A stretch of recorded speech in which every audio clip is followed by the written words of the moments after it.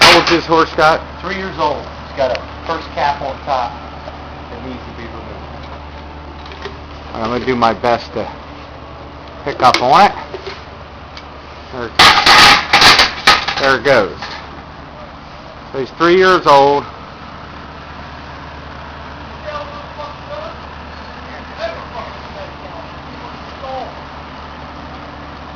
Just two pieces they were. The cap was broken there.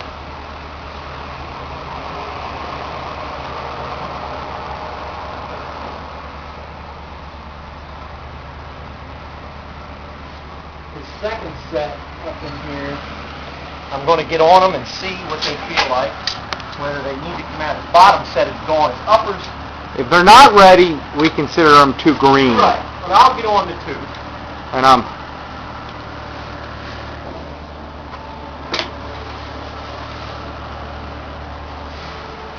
yeah, that's very good. See all the hay and stuff up underneath of it? let me see. Great.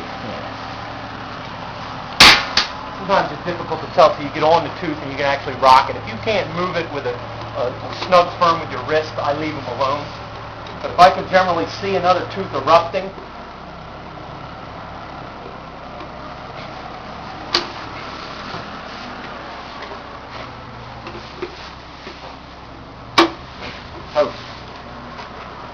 this horse actually on this side has another broken, twisted cap that I will.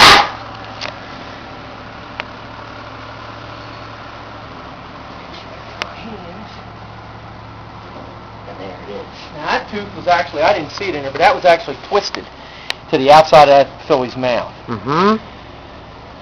It actually had turned sideways, and it probably has caused a laceration in this horse's mouth. I didn't even see it when I initially looked up in there. Yes, there is a nice big laceration up in there where that cap had turned. Now, what will we do with the laceration? Rinse the horse's mouth out with salt water, but now that the problem is gone, the laceration will heal up. All right, so now you're going to the bottom arc cage right now, Scott? Yeah, there's a little piece of cap. This horse has just got twisted caps everywhere here that are just turned.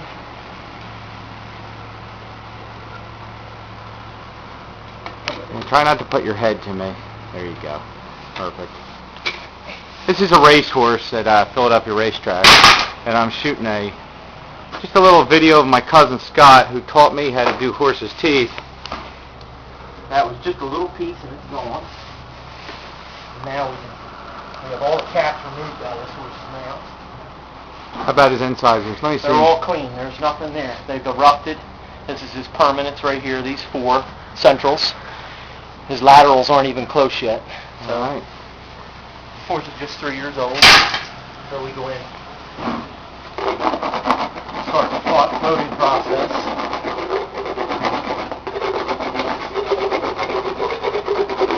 In fact, I think this horse is wrecked. Yes, he does. This horse has a small little wolf tooth, which I'll take out last. Kind of an inside wolf tooth. And I'll pop that out last. I always like to take wolf teeth out last since it's the most invasive. Try not to stir him up. Exactly.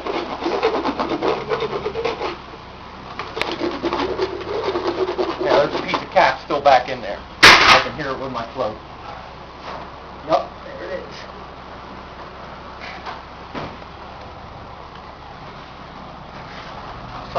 It's like a violinist when you're playing a violin. It's a hollow sound, isn't it, Scott? You can hear something immediately when you're back here. When something shouldn't be there. How many head of horses have you floated? You know, the first few years with my father, I was with him somewhere around 70,000. And how many years have you been? 31. 31 years.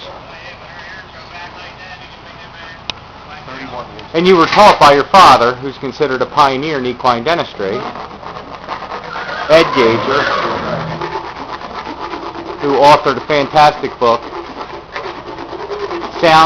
Horse, Sound Mouth, the Gager Methods of Equine Dental Care.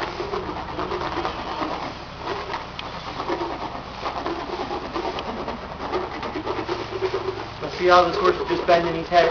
I'll just let this horse bend his head wherever he wants to put it, and just continue to float. Just letting the horse kind of dictate what position he wants to be in. You see too many people try to make the horse stand in a certain position when you're doing their feet. And for me, see, he's just kind of pulling me back just a little bit. So I'm letting the horse dictate where he wants to take. Nice and comfortable.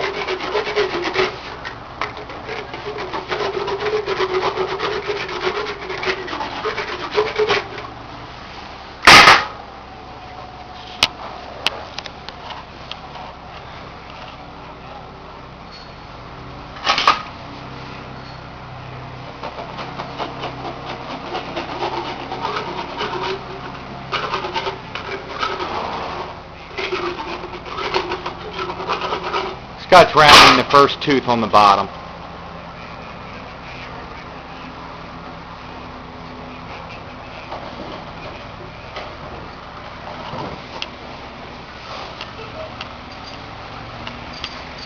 Yeah, right.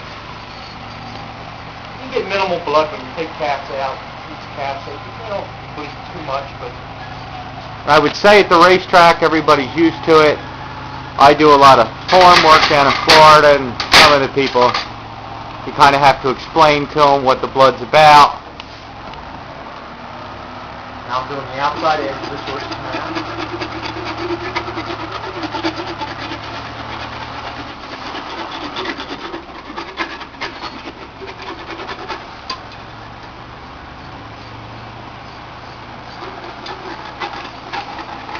I got that S-float all the way back. And that horse's mouth just catching any little nook and cranny that's back in there. And I'll do the same on the left. Push my left knee in. Do the same exact procedure on this side.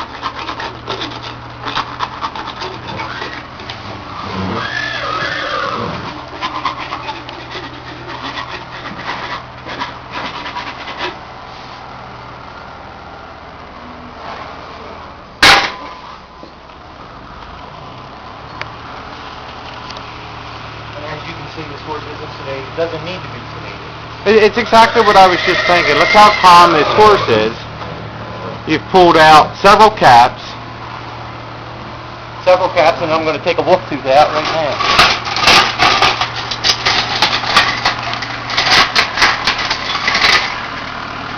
Can I see the tool? Little half moon elevator. Uh-huh.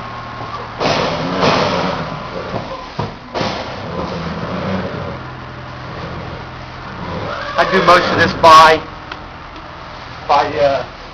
feel. And there goes the wolf tooth right there. Wolf tooth fell to the ground. Simple as that. Wow. As simple as that. A little flick of the wrist, and it's all done. So now you're going back inside to round up the first molar. Right.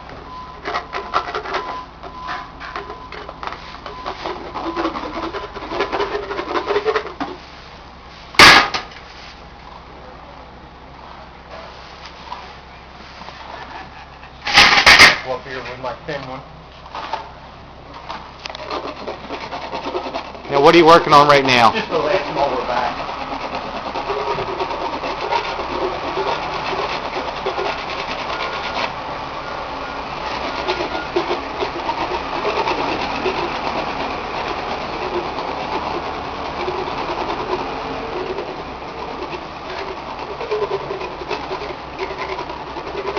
And I don't need to do that on the bottom with that tool because I've already got back, since this horse doesn't have a sixth molar, I got back plenty far enough with my S-float to get that last tooth.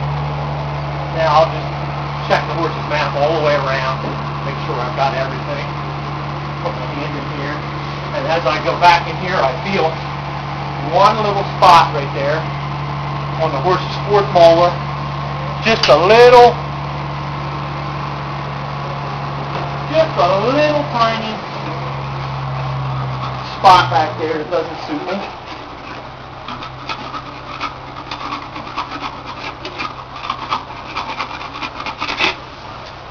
I would think I got it.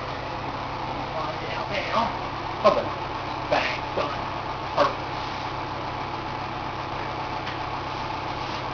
This horse completed, Scott? No, he's not. I still need to catch this first molar on top on this side and round that up correctly. Bring that tool right in the middle of the incisors to catch that first edge of the tooth. In my opinion, the most important tooth on a thoroughbred is his first molar on top because it has the most bit contact. And you want to make that as smooth as possible. Now come inside with this, and this horse. This horse